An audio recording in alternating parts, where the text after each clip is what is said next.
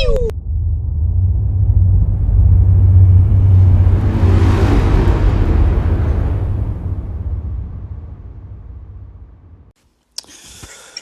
guys, this is Mark McCann. You may know me as the writer bot who does the occasional thing for 2000 AD, and I also got my start with Sector 13. Do some work for heavy metal, etc., etc. I'm here today to talk to two very good friends of mine. They were basically the creative forces behind Sector 13.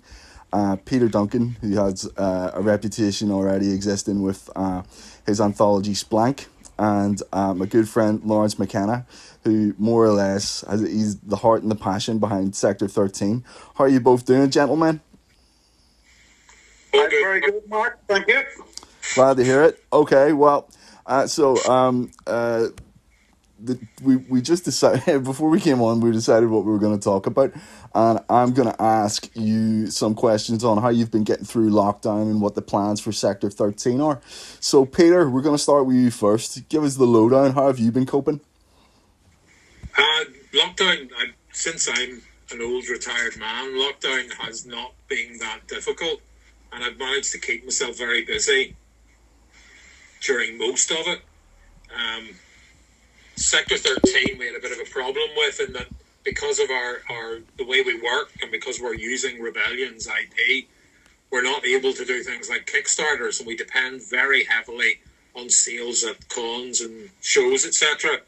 And the plans to get our 7th issue out last year had to be put back. We weren't going to be able to sell it anywhere, or certainly not in the numbers we needed. Plus, and you can talk to Laurence about this, the idea of getting the cosplay photo story put together was next to impossible. So I spent most of the early part of lockdown putting together an online version of Splank, 140 pages, that I'm hoping we'll see print as a hardcover later this year. Sounds great. That leads nicely into you, Laurence. How have you been coping? And also, let's hear a bit more about that the cosplay story, because logistically speaking, that would have been almost undoable in current climate. Yeah, that's quite right, Mark. I work full time, unlike Peter, whom I'm insanely jealous of, his benign, happy retirement. I've been working more or less non-stop since last March. I'm a key worker, so... Well, before we go any further, Laurence, something you have, you work in the court system, and this is something that I think fans, especially fans of Dread, would be interested in, because you get to see some pretty heinous criminal stuff right up front and personal. So you're in the room whenever these allegations are read out, and whenever the witnesses are brought to take the stand, etc., etc. So you see some pretty incredible stuff in your day-to-day life, and I've seen in your strips, in your photo strips, you incorporate little bits and pieces of that. So it's a fascinating insight into your work. Yeah, there is a lot of cross-pollination, from my work experiences. Obviously, they're very, very heavily disguised, and, there would be no direct linkage. But of course, obviously, when you're seeing, I suppose, the hard end of society, I'm, an old-style social democrat, liberal type, and, I would have a lot of sympathy for the socio-economic and addictive mechanisms which bring a lot of people whom I deal with before the system, and I'm quite sympathetic to that. But certainly there's a lot of what I would see would certainly be incorporated into the photo strip. I try and make the photo strip as grimly dystopian and mid-1970s to 80s Belfast-like as I possibly can, and I'm perversely heartened that I can lend some of my experiences into the photo strip. So in terms of work, it has been very, very busy, and Peter, unfortunately, my colleague in Sector 13, has borne a great degree of the workload, the day-to-day workload of collating issue 7 I have over the past few months between myself and Peter, we've obviously hammered out what the storyline for the next strip is. We've broken it down into panels. We've a very, very good idea of what each panel does, which is singularly important when you're doing a photo strip, because essentially you're getting a cosplayer, you're having them either having their colleague or partner take a photograph of them, then you're getting another cosplayer removed by time and distance taking a similar photograph. You're incorporating both those photographs into one image. Logistically, it is very, very difficult to do. Labor It's intensive. very, very hard.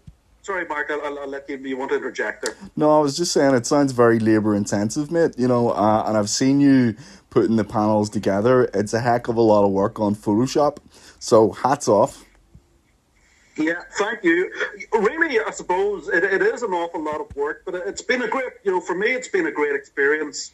I'm from a background where teamwork and cooperation is an imperative, and the skills, which I've probably learned over this past 25 years or so, have really been incorporated in. You learn to deal with people's time pressures, people's, little, peccadillos or foibles. You try and work around it. You try and get the photographs.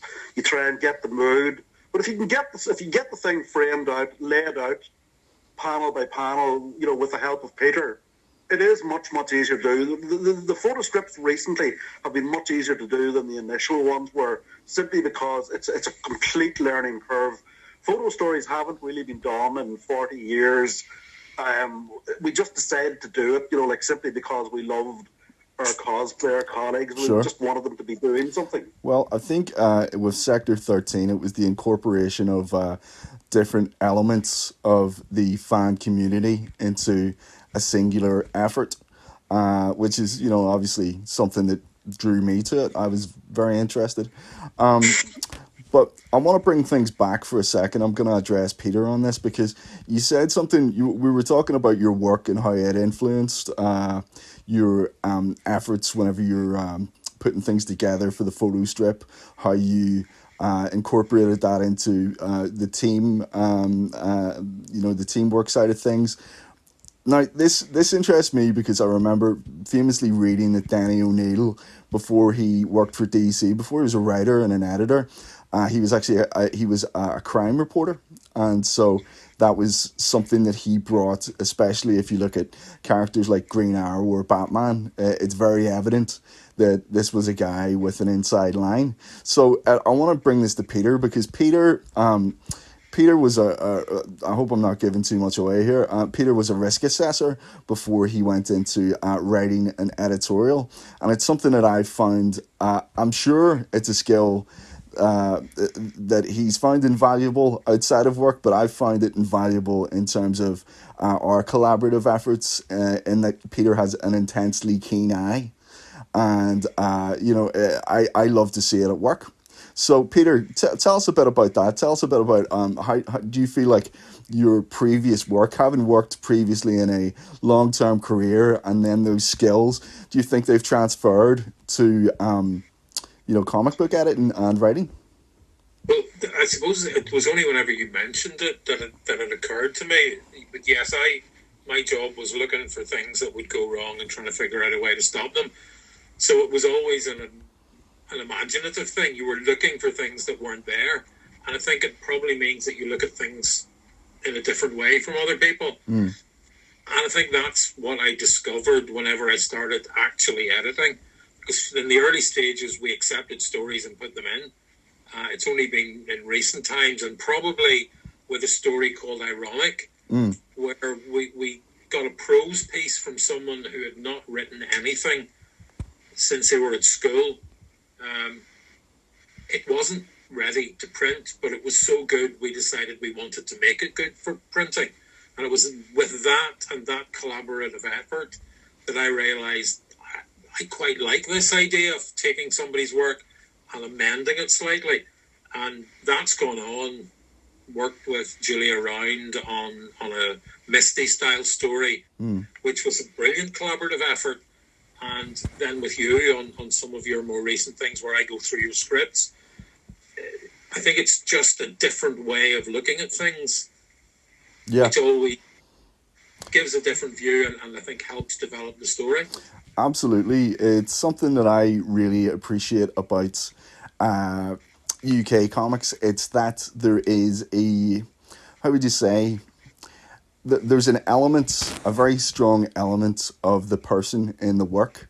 Sometimes you would read an American comic and it can feel, especially the superhero stuff, it can feel quite removed. But whenever you read the UK stuff, 2000 AD, Warrior, Toxic, all those types of things, it felt to me very much like the man on the street. So, all those writers would sort of go on to massively influence Vertigo, and that was a paradigm shift in the industry during that period. So it's interesting because I think the UK style has always been infinitely more grounded in realism, and a lot of that is because, well, the people I've found, and this is just me personally, at conventions and things, a lot of working artists and writers aren't relying solely on comic books, as we've just talked to Will in the previous interview. Will works in film, TV. We've all got other jobs that we rely on to pay the bills, and so you bring those segments with you to the work that you're doing. So, Lawrence, I want to ask you, as someone who's a massive 2000 AD aficionado and a fan, what has it meant to you to put together a fanzine, and how do you feel it's been received by fans very much like yourself? It's been a phenomenal experience for me. This past 4 years have been amongst, some of the most enjoyable periods I've ever had. Like reading, the ordinary person in the streets, first story set in, a 2000 AD milieu is an absolute delight. It's delightful, seeing people like yourself do work in the fanzine, and you're doing work in heavy metal, you're doing work in 2000 AD. I'm just sitting here with my jaws dropped, just in joy over that. Peter, his projects are fascinating as well. His Cthulhu Kids, I thought, was absolutely wonderful. We're working now with Ryan Brown, with Will Simpson. I suppose I'm not giving too many secrets away. I think Will's already done that, really. We have, some work incoming from John Smith, who probably, really is my favourite 2000 AD writer. His absolutely tangential take on existence, the skill, the depth, the stream of consciousness, the absolute horror of some of his work just has always, over this past 25, 30 years, just completely fascinated me. So, dealing with people like that, like simply through having met up in a group and started off something with a few colleagues, yourself, Peter, Ryan, James, Joanne, it's just been a real journey, and it's a work of love, and I just absolutely adore being in it.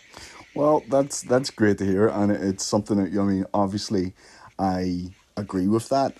One thing I've always maintained is that the medium is infinitely more. How would you say? I'm not going to say successful per se. It's more. It has more of a progressivism whenever it is curated by people who have a deep love for what they're doing.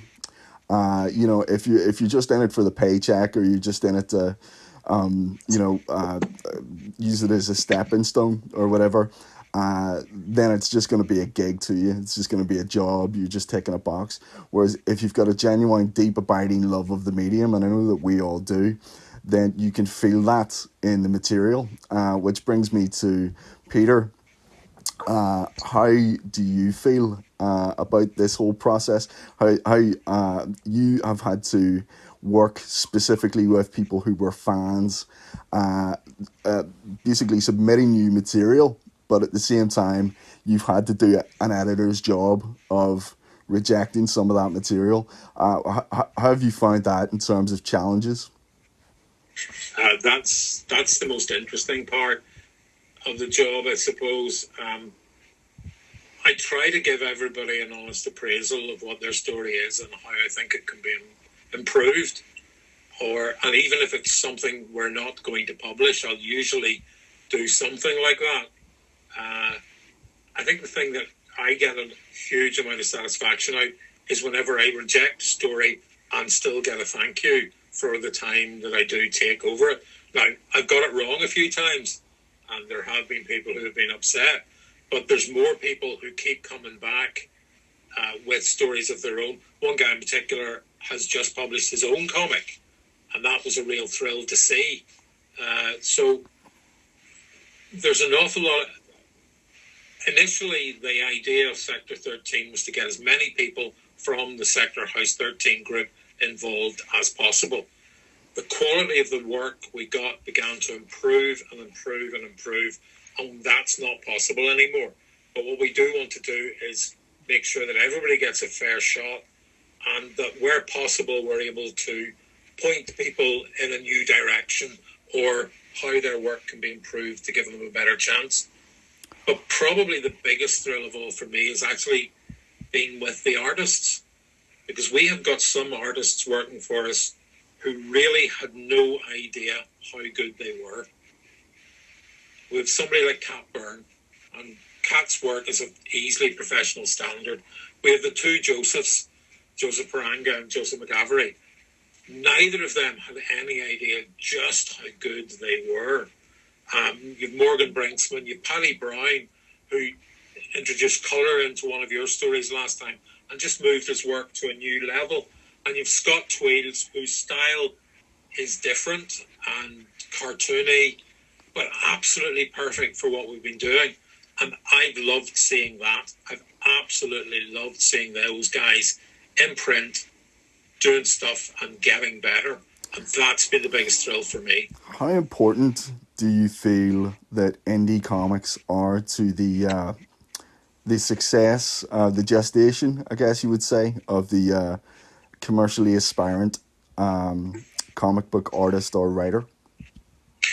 Well, I think we can see improvement in certain people, even if the improvement is in how quickly they get things done, or how they get used to working with an editor and with a writer.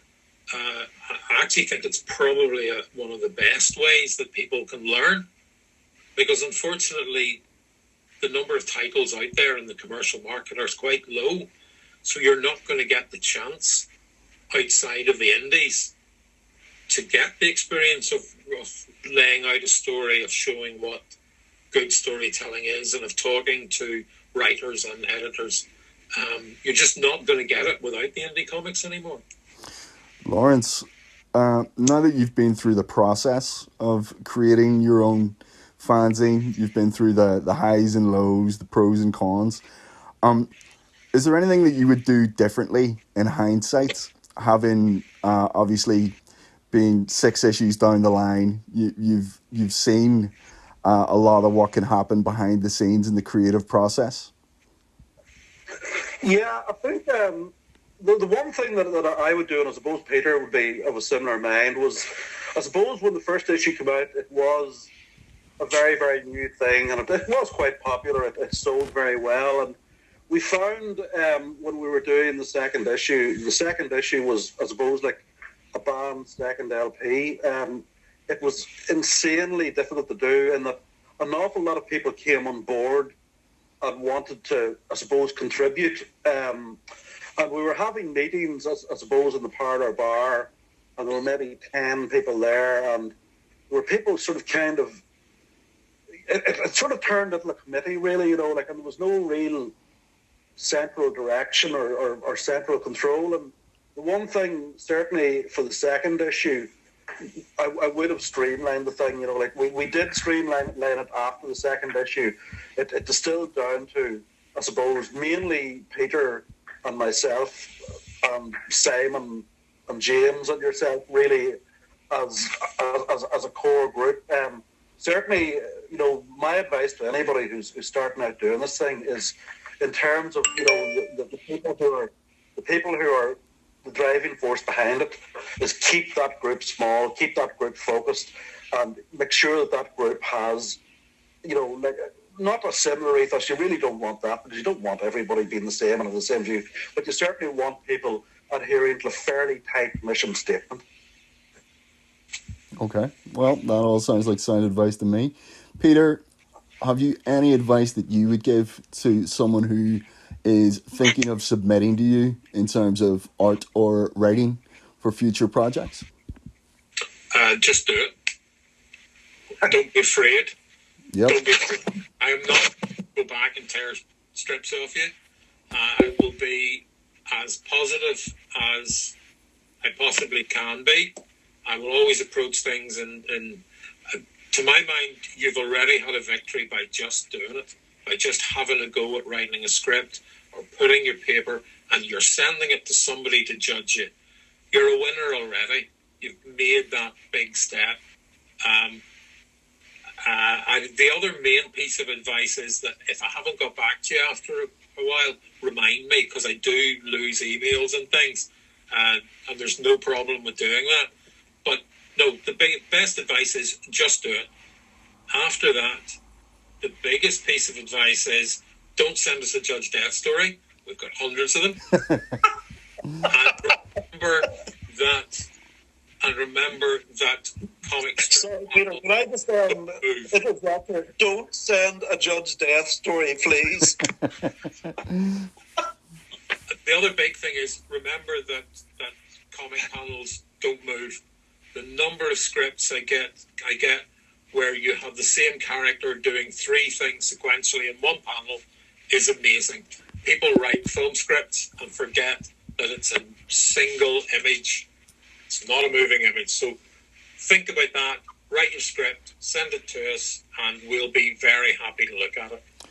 Gentlemen, it's been Maybe don't concentrate so much on the 2000 AD characters anymore. We're trying to move on to do new characters.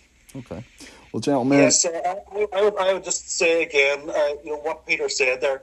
Really think, about writing in a science fiction anthology. It isn't Judge Dredd. It isn't Strontium Dog. It's your creation. That's what we're aiming towards. Well, that's great advice. Well, listen, gentlemen, it's been an absolute pleasure talking to you. I'm sure the fans will be excited to get a listen to this, to get an insight into the process. Issue 7 will be coming soon, hopefully this year. So if you're listening in and you're interested in seeing what all this collaborative work looks like, Sector 13 definitely, and I know I'm biased, one of the best produced zines in recent years. I've had an absolute pleasure of a time working for it. So check it out later in the year. We'll keep you updated. Follow us on Facebook, etc. And until then, chat to you later, guys. Take it easy. Over and out.